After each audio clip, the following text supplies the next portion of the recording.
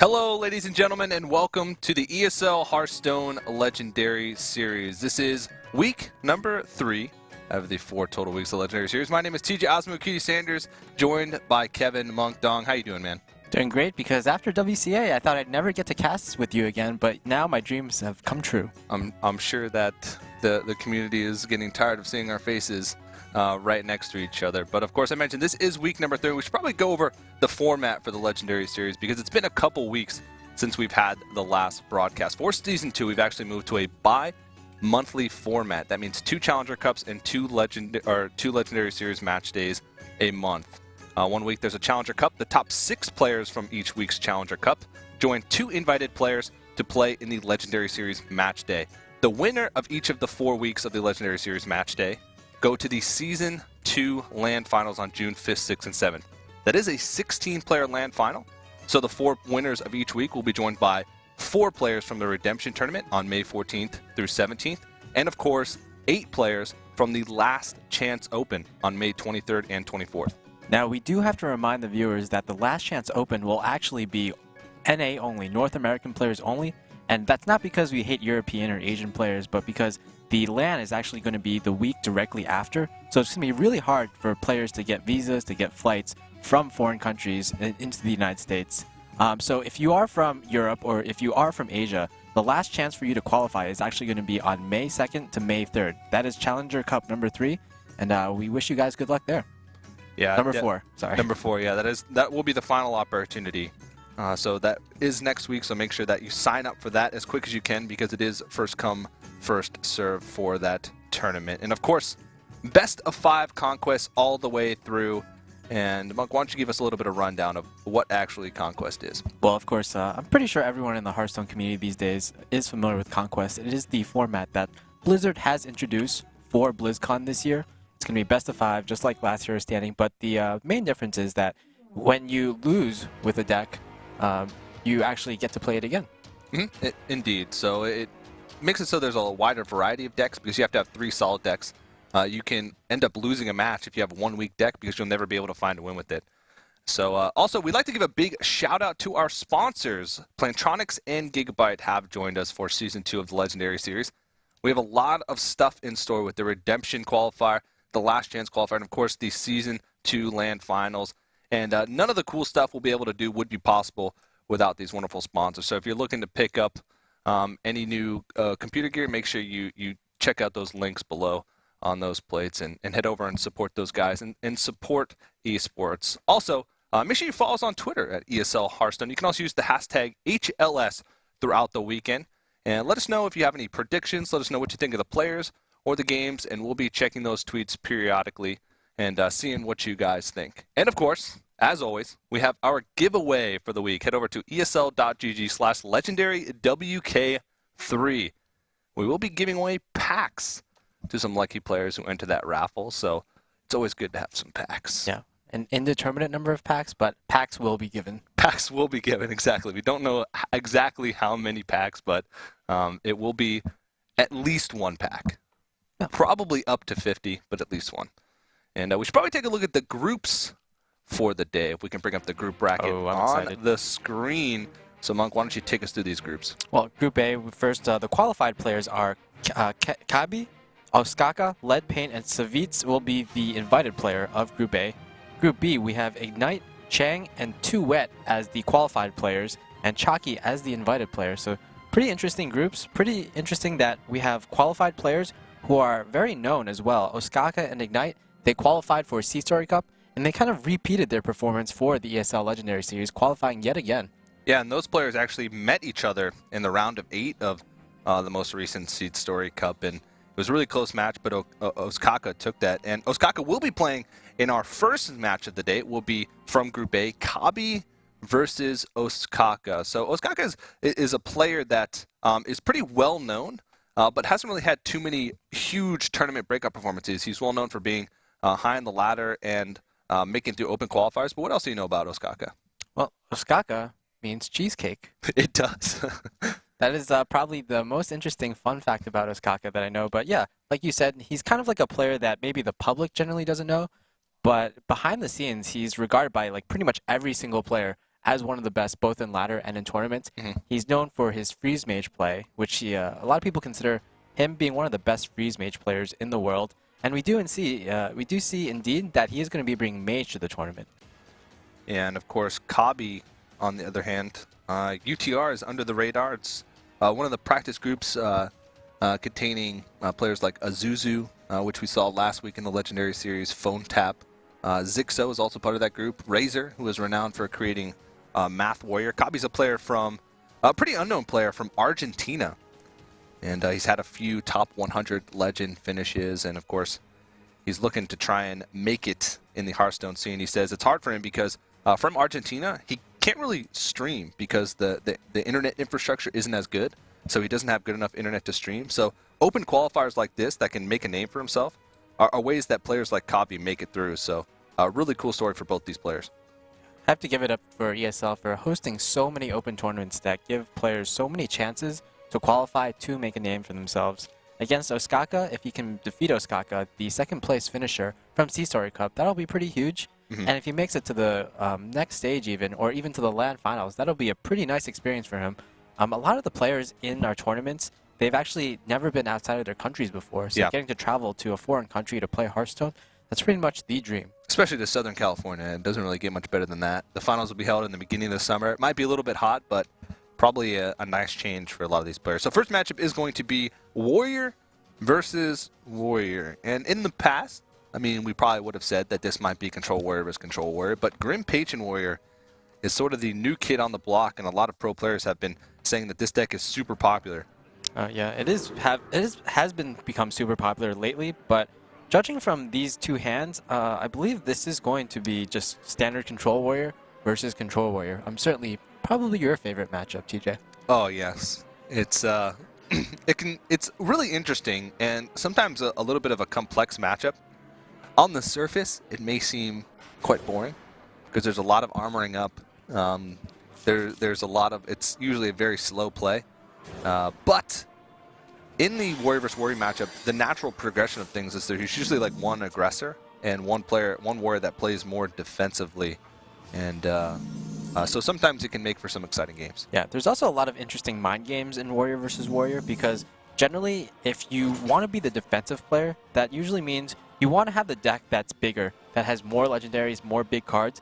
And we can see in Kabi's hand that he has Gorehowl, which means that's one of the big bombs that players who are building Warrior decks to be better against like Hunters or aggro decks, they might not have. So that's maybe an indication that Kabi is looking more to go to the late game. Yeah, the greedier player, a lot of times in Warrior vs. Warrior, the player with the heaviest hitting deck, usually comes out on top. But there's a lot of also weird turns early on where both players are sort of afraid to make a move because they don't want to just throw away important cards like Acolyte of Pain or like the Armor Smith.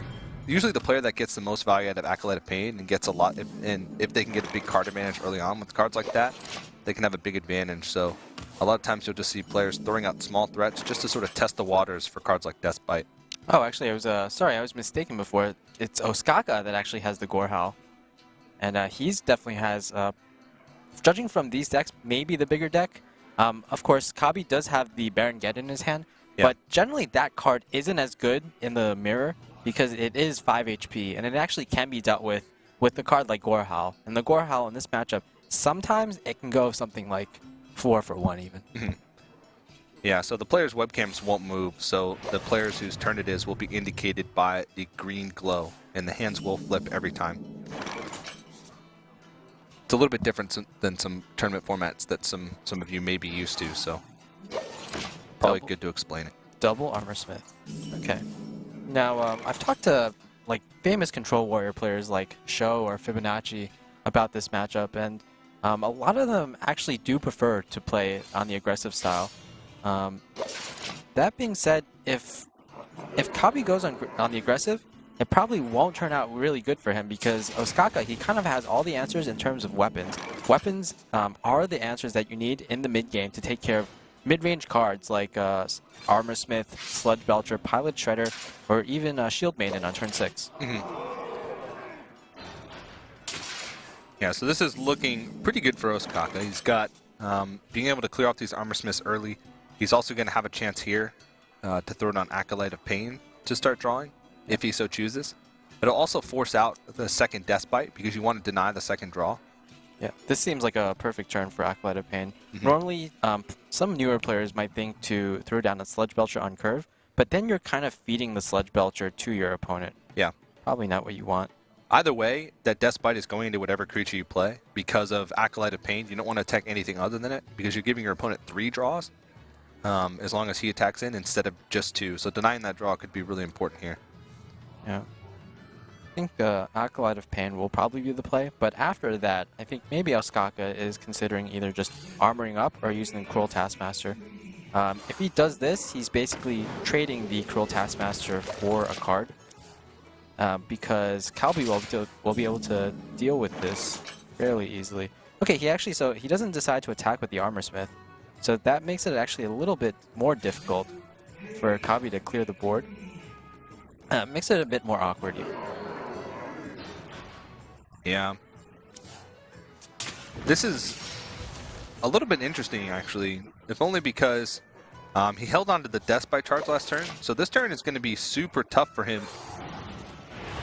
I guess not really, now that he traded in the Armorsmith damage as well. Ostkaka was trying to keep the Deathspite in order to prevent something like a Sludge Belcher or to prevent Shield Maiden from going down. Yeah. But this might be a situation where he has to clear this because the Acolyte of Pain can be very threatening if Kabi has the Cruel Taskmaster in his hand as well.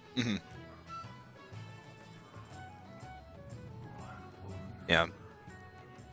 And his hand is a little bit awkward. He's going to have to float a mana here with the Sludge Belcher, but he is going to be able to deal with this. Now, of course, like you said, he doesn't have that second charge of the Despite to be able to deal with something like this Sludge Belcher, but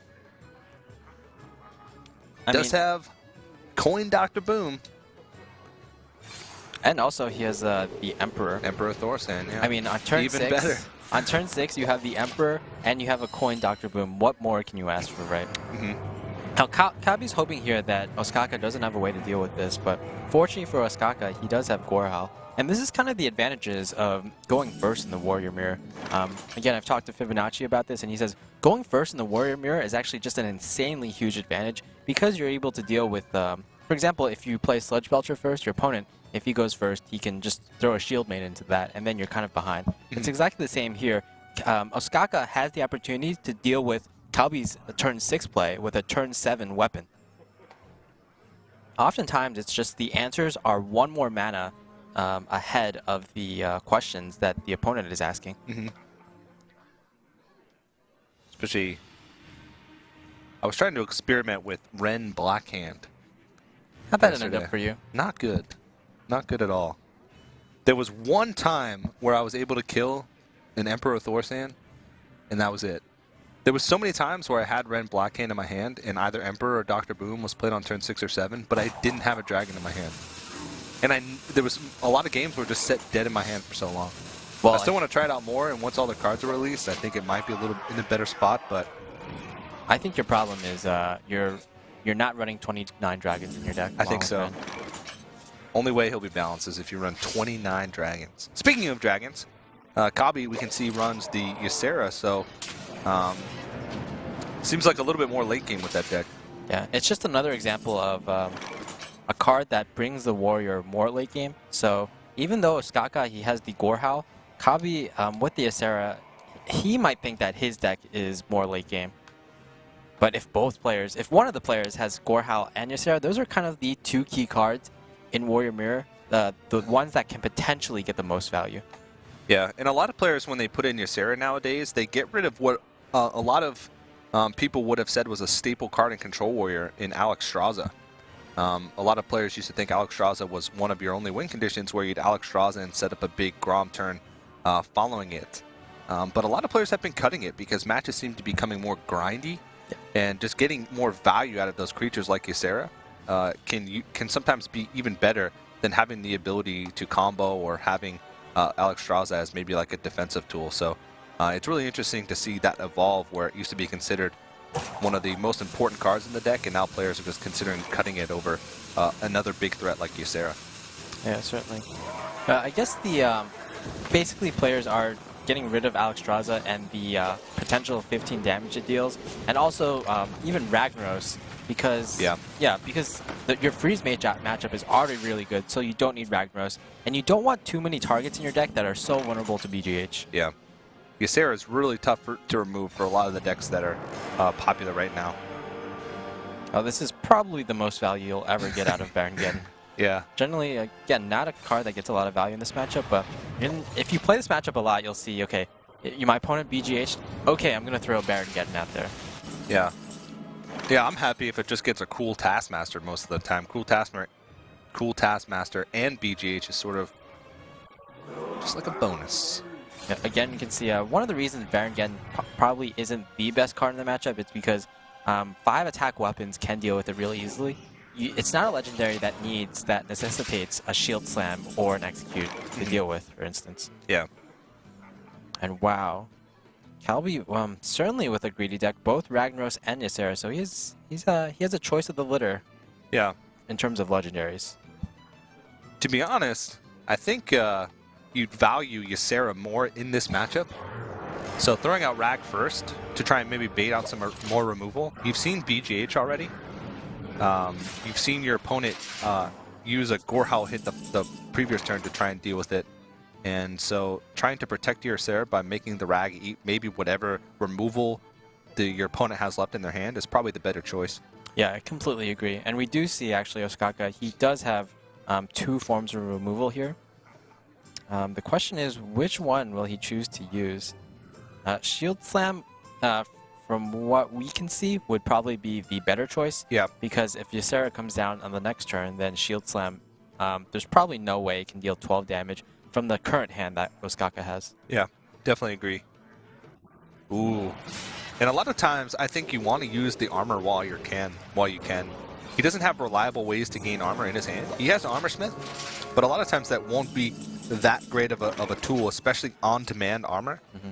And so now, if Ysera does come out, then it's going to be really tough for him to have to deal with this. Oh, yeah, certainly. Ostkaka did this move because playing the Alexstrasza and playing the Execute on the previous turn, because if he played Shield Slam, he would have needed to armor up, so he wouldn't be able to fit in the Alexstrasza. Unfortunately, this is pretty much the perfect answer for Kabi. Yeah. Being able to, with the help of Emperor Thorzen, he's able to kill off the Alexstrasza and throw down his Ysera on the same turn. Now we can see there's pretty much no way for Ostkaka to deal with this Ysera except with Brawl. YOLO Brawl. I mean, you're not really going to get that much value out of Brawl. Usually when you're using Brawl in the mirror matchup again as Control Warrior, you're using it to try and clear one big threat off the board. You're using it as pretty much a single target removal or potential single target removal. Yeah. And he does have Armor Smith, so that's the ultimate combo, the Armor Smith and Brawl. You're almost guaranteed to win.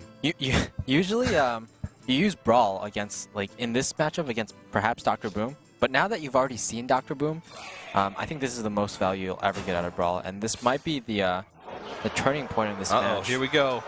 If Ysera comes out of this, Kabi's in a great spot. Oh. The Unstable Ghoul wins. Wow.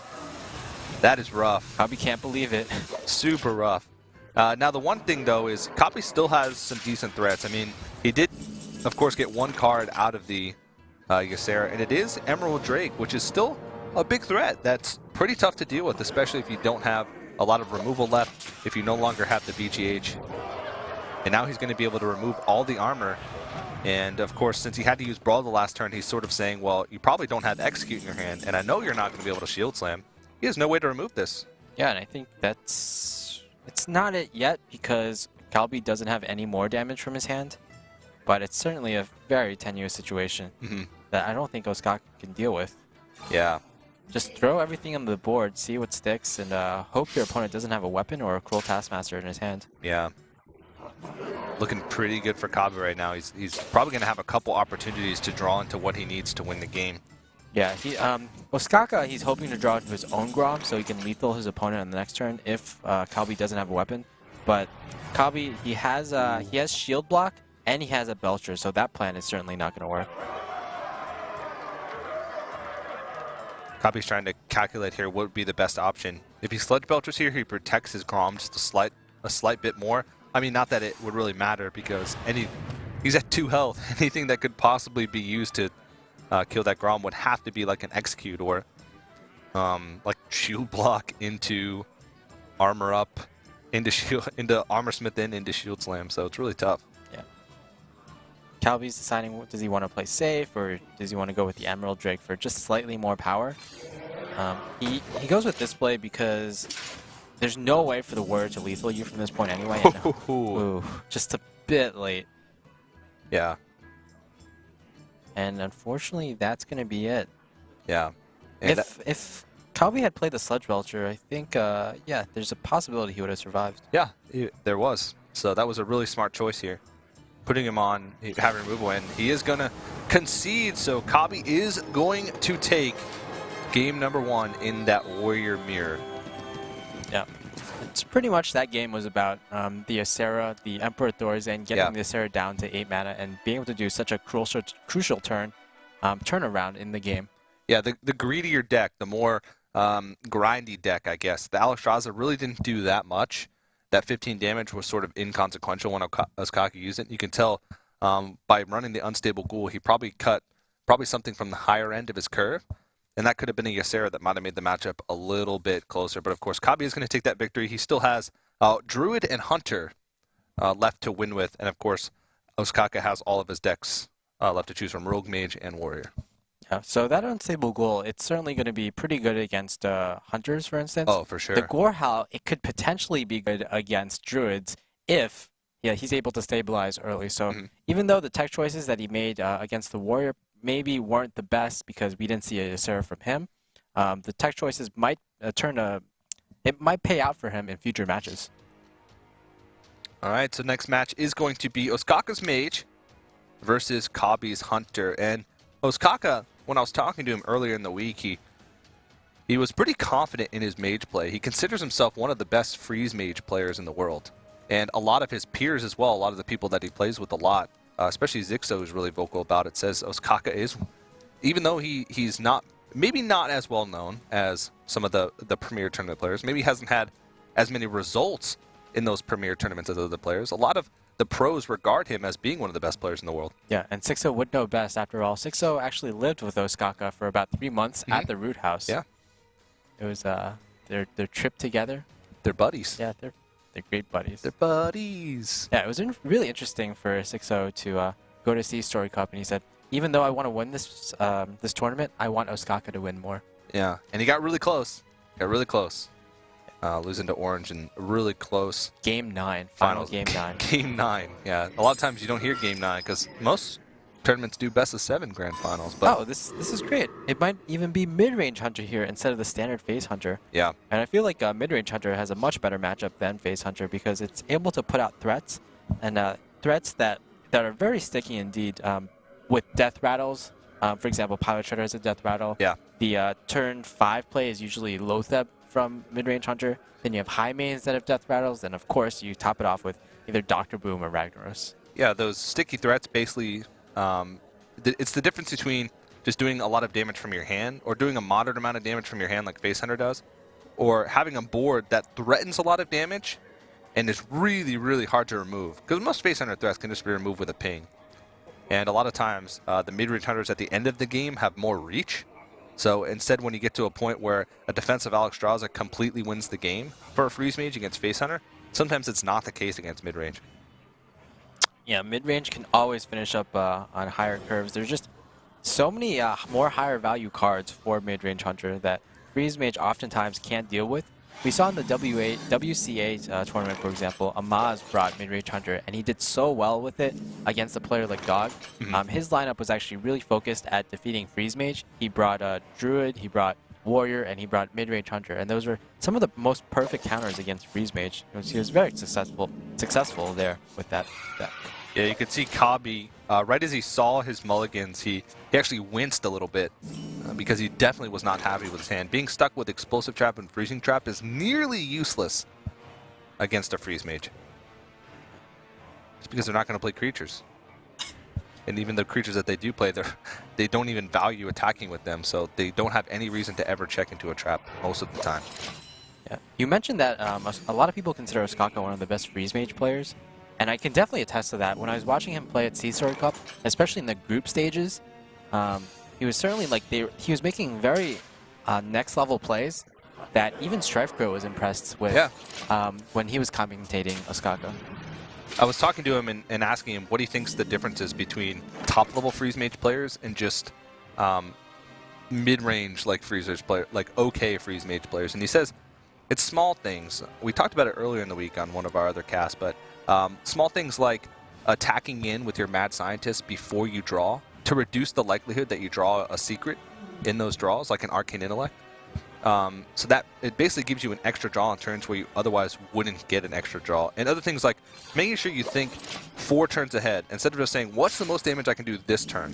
Or what's the best position I can put myself in this turn? Say, what's the best position I can put myself in that's going to set me up to win in 4 or 5 turns?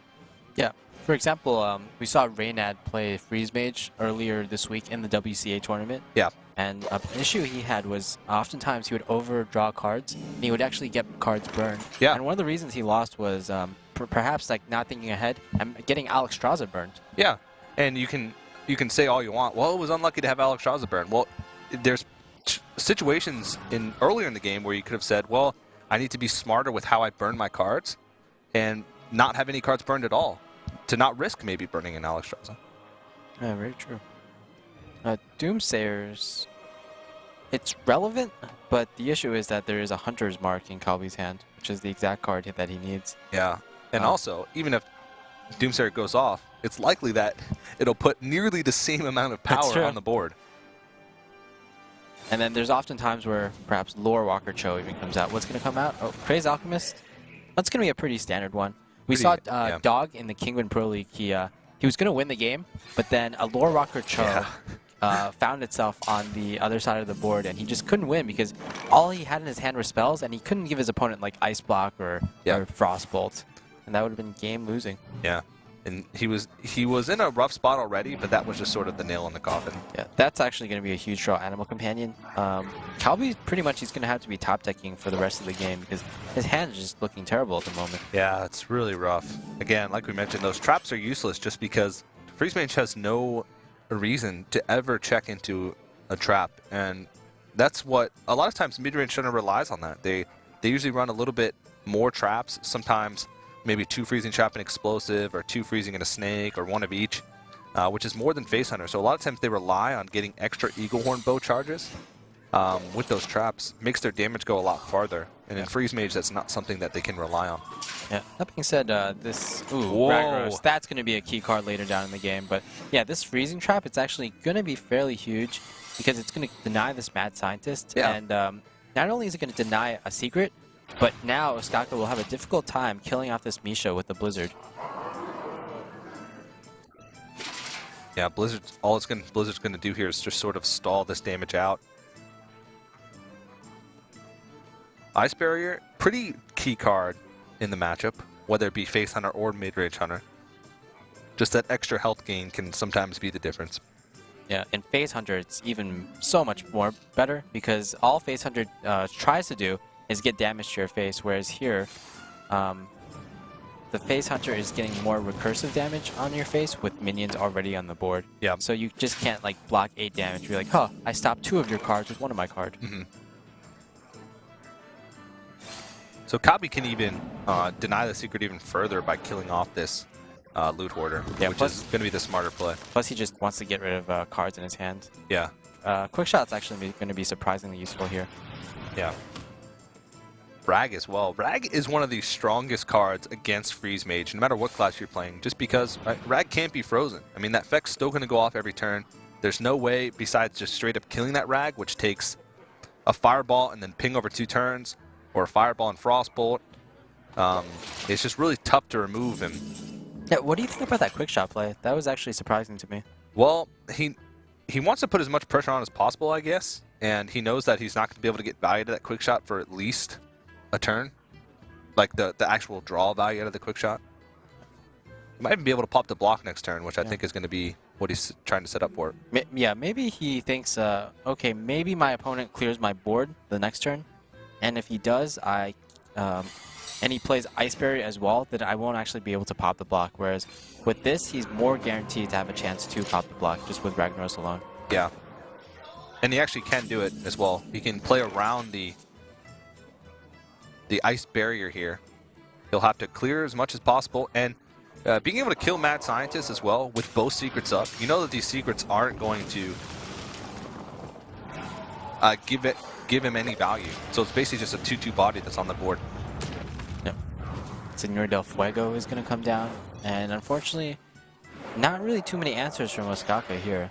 Ragnaros is kind of the card that you want to tech in against Freeze Mages, and it's actually pretty smart from Kabi because, as you said, Ostkaka is a very known Freeze Mage player, and it might just be good to, as Kabi, a player who's more unknown, just to win one match, kind of target his opponent and get his name out there that way. Indeed. So looking rough for Ostkaka. He's gonna, he has to develop Ice Block here, just because there's no way for him to take out the Rag this turn. He knows that he's gonna take 8 damage from the shot, so I mean, what can he even draw into with Arcane Intellect that will help him win even after he gets his block pop the following turn? He needs to find some way to either kill his opponent in the next 2 turns or to kill off this Rag and I guess get some damage off with Ice Barrier. But the issue is with right here, whenever Kabi draws his kill command, he's pretty much going to win the game. I just don't see a turn where Alexstrasza will be able to come out safely against this kind of board. Yeah, Kabi's looking like he's feeling pretty good right about now. Alright, so just setting up for the Blizzard in the next turn. Yeah. And oh no. Well, so like we said, these are pretty much the 2 cards you want the most against Freeze Mage, Dr. Boom and Ragnaros. So even if the board is cleared, Ostkaka is not going to stand any chance. Yeah. Ragnaros will do 8 every single turn. Dr. Boom, he'll also do 8 on 1 turn with the Boom bots, right? Indeed. 8 direct damage. Yeah, about 8. Yeah, that's what it seems.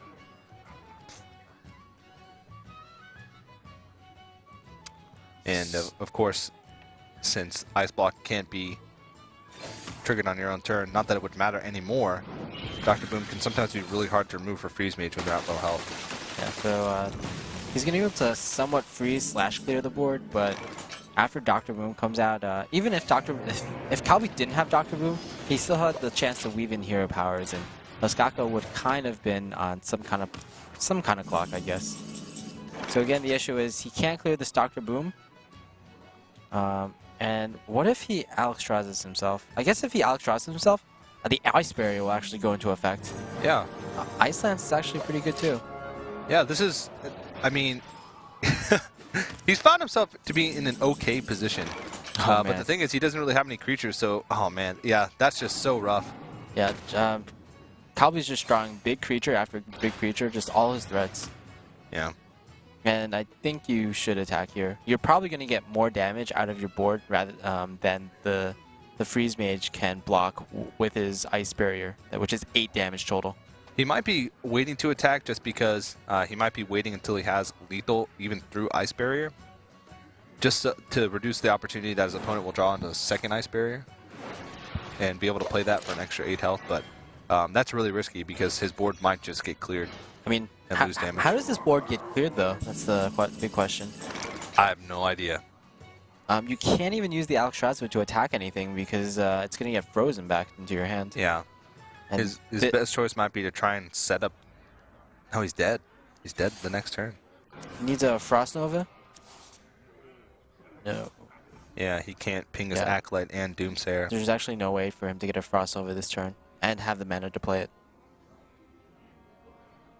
He can Doomsayer and try and Frostbolt one of these big targets like Dr. Boom to try and reduce the amount of damage that he'll take. But there would only need to be, even if he does Boom. Oh, wow. It's not Doomsayer. The issue is, even if it were Doomsayer, Ostkaka would still be in a problematic situation. Yeah. So he's got to try and reduce as much damage on the board as possible. So 12 damage, 13, 14 damage. Oh, that is going to do kill it. Command. Yep. So it was kind of inevitable at that point. Ostkaka did a really good job of preventing lethal for as long as he could, but Unfortunately, that's it, and Ostkaka's Freeze Mage will go down 0-2. Yeah, pretty rough for him. Down 2-0 in a series. Kabi only has to win with Druid. And he's put himself in a pretty good position to win with Druid. Druid is known for not really having too many super weak matchups because of the way Wild Growth and Innervate work. A lot of times they can get off to really big, rampy starts that gives them, at worst, like a 40% chance to win, and most likely a 60% chance to win against a lot of classes, including Freeze Mage. Yeah, now that I noticed the lineups, actually, Kabi's lineup is the exact lineup that Amaz used to get out of his group in WCA, and it was that lineup which specifically targeted Freeze Mage. Yeah.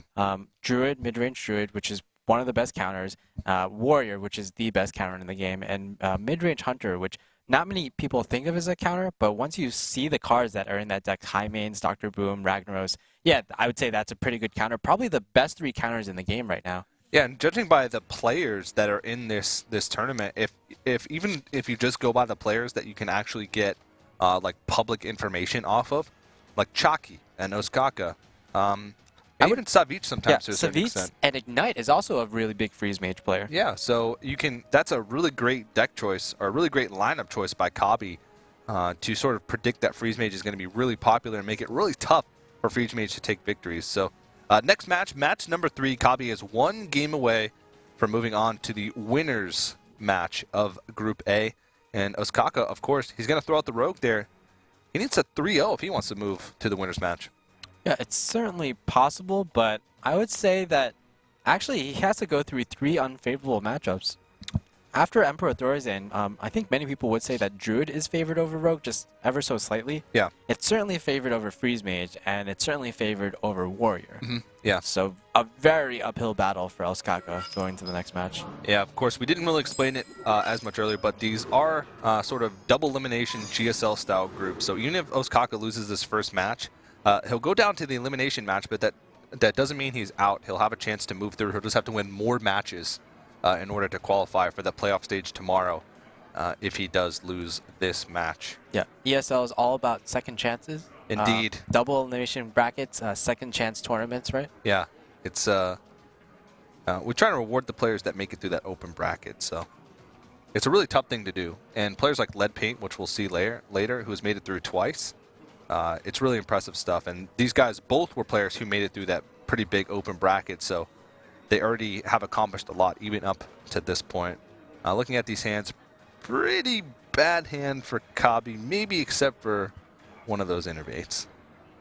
Yeah. Meanwhile, Ostkaka, it's an interesting hand, I would say, and it all depends on which of the cards you value. So I think the cards that you want the most in your opening hands are things like perhaps Violet Teacher, because that's one of the cards that can really get you going. The combination of Backstab and SI Agent is alright too, and Sap for any really early innervate plays will be another good one. But really, the combo that you want is Violet Teacher, Preparation, and either Sap or Eviscerate, and those 3 cards combined, if the Druid player doesn't have Wild Growth, the Rogue player can just snowball ahead. It's kind of like an auto win if Rogue has that exact combination of cards. Yeah, this is a really great start for Kabi, though. Maybe not that BGH, but he's going to be able to put out an Ancient of Lore on turn 4, basically, since he had the Wild Growth start plus the Innervate. So he'll be able to ramp up and sort of refill his hand, which is a pretty ideal scenario. Yeah, Kabi, he decides to hold the BGH. I think he assesses that it's too risky because of backstabs and SI agents that are almost certainly in Ostkaka's hand. Yeah. And not only that, but some rogues are going more minion-based these days, and that's kind of due to the innovations by a player named Mr. Yagut, who's pretty much known as one of the premier rogue streamers these days. He's adding in cards like Dr. Boom, cards like Sludge Belcher to make it more minion-based. Well, that's an interesting one. Ancient of War. So this could be a heavy ramp Druid. Yeah, we haven't seen Force of Nature or Savage Roar yet. Yeah. But there are mid-range Druids with combo and with Ancient of Lore going around. Yeah. Dog was a player who innovated that kind of deck, but so far it hasn't been in the scene that so much. Yeah. There's a couple other cards that might indicate heavy ramp, maybe like Senjin Shield Masters. Yeah. But the card that indicates heavy ramp is the good old Sunwalker. The good old Sunwalker, indeed.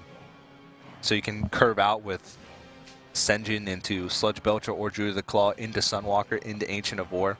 Such a tough thing to deal with if you're playing against, or if you're playing as maybe a Face Hunter or a Zoo Warlock. Yeah. Kabi, I think, is going to actually be fairly happy to see that sap because he knows that one sap is gone here. And also, Ostkaka, he won't be able to develop the board on the same turn as the sap. So, pretty much, even though sap is always good against Ancient of War, Kabi knows in the future, okay, I can probably throw down an Ancient of War on next turn, and it'll be met with impunity. Yeah. It's a little awkward, though, because he makes it so that next turn he probably would have played Ancient of War or Ancient of War anyway. But having the reduced Sludge Belcher, having those cards reduced for later turns, he probably won't get immediate value out of it, but he'll definitely get long-term value out of that Emperor Thorsan. Yeah, now this is one of the big problems with playing Rogue. It's that you have hands that are too minion heavy or too spell heavy, and you really want a good mix of both. This just unfortunately doesn't work out. When you have such a good lead in terms of tempo early on, and you can't follow up that lead with like 4 drops and 5 drops, it just really hurts because you're giving up your big advantage that Rogue has. Yeah, well, he is going to get immediate value out of it with the swipe plus the Sludge Belcher, a turn that was made possible by Emperor Thorsan. This Druid deck is sponsored by Emperor Thorsan, of course. Indeed. And of course, Plantronics and Gigabyte. Well, yes. Well, that was actually a huge draw, Violet Teacher. Because now he actually has a minion, and not only that, like, his hand is full of spells. I'm sure he can figure out some way to get 4 or 5 little tokens on the board after he's seen Swipe. Yeah. So probably making a big Violet Teacher play. He's trying to figure out which way is the best way to deal with this Sludge Belcher, and he can prep oil, but Deadly Poison seems like the more reliable option here. Yeah, oil, unfortunately, it's like kind of anti-synergetic with the Violet Teacher. Yeah. I've had many times where I have like a lethal with oil as long as it goes on anything but one of the apprentices. Yeah, so that was kind of more of the less all-in play. He could have done something like throw on 2 Deadly Poisons and also throw up a backstab to fully clear the board and summon more slimes, but he deems this is slightly less risky. Yeah. And that Ancient of War, it's going to be a huge... There's no way to deal with it now except just throwing his face in there and using up a lot of spells. Yeah. A lot of players in the days of when Ramp Druid was popular and Oil Rogue was pretty dominant, I think a couple months ago, players would say that Rogue was favored just because a lot of times they gained so much, a big early board advantage, a lot of tempo early on, and they could just continue that tempo by being able to efficiently deal with big targets like this with sap, or even just like small tokens on the board if they could build it up. But Ostkaka had a slow start in this one, and now he just doesn't have enough stuff in his hand to be able to deal with this Ancient of Lore efficiently, and his board wasn't big enough to where he could efficiently trade in and be able to take down this Ancient of War. That 10 HP Ancient of War. Basically, what Ostkaka needed to do was for Kabi to misclick and have the Ancient of War go into a 10-5. Uproot. Yeah. It's one of the things on my bucket list is to play Ancient of Lore and Uproot and have it be relevant. Well, I would say this is almost certainly fairly all-in. Indeed.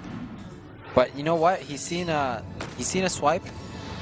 He's seen that his opponent can deal with this board, so hopefully no other swipe is drawn. And actually, okay, so this is going to be okay.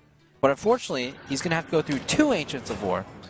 Yeah, and since he used so many resources to get through that first one, it's going to be tough for him to actually get through the second one. Wow. Yeah. And clearing the Violet Teacher off, probably the smarter play, just so he can't make more tokens. Yeah. Yet another not huge draw. And Ostkaka, he's going to be really sad at this point. He might even I didn't mean crying because he definitely needs a sprint here and he needs to refill his hand. There's just so much value in Kabi's hand where there's almost no value in Ostkaka's. Yeah, turn 10 he's going to be able to play double 5-drop and then follow it up that next turn with an Ancient of Lore. And, I mean, there's also a chance that if Ostkaka tries to preemptively trade in some of these creatures to this big Ancient of War, which might not happen, but he does have the option of being able to heal it back up with Ancient of Lore. Which might actually happen. Keeper of the Grove. I think it's just double 5-drop here. Yeah. One of the strongest plays that you can make in Hearthstone is double 5-drop. Yeah. Well, actually, now that I think of it, this Ancient of Lore, bringing Ancients of Lore, or rather Ancients of War to this tournament is fairly smart because there's going to be, you have to expect a lot of Zoo, possibly a lot of Base Hunter in this metagame. And the Ancients of War are just a perfect counter. In fact, back when Dog innovated the Ancients of War in mid-range Druid, it was when Zoo was popular and it was when Undertaker and just Undertaker Hunter was popular. But these Ancients of War have been kind of phased out now in the period when Undertaker got nerfed after Zoo and Undertaker Hunter kind of stepped out of the metagame. And it's also sort of a next level choice just because of the fact that Black Knight is basically a tech card that's not seen often anymore. Maybe once Druids start to popularize Ancient of War again, it'll be a card that's teched into especially these some faster decks, or even some more control decks, maybe even like other Druids. But right now, Kabi bringing this is a really good read. Yeah, not only that, but if he indeed has the combo in his deck, at least I would suspect one copy of the combo, it's also going to be potentially very good against Freeze Mage. So yeah, just a lot of tiny innovations in his deck are making this, making him very favorable, not only in this matchup, but throughout the whole series, and even possibly later on in future series.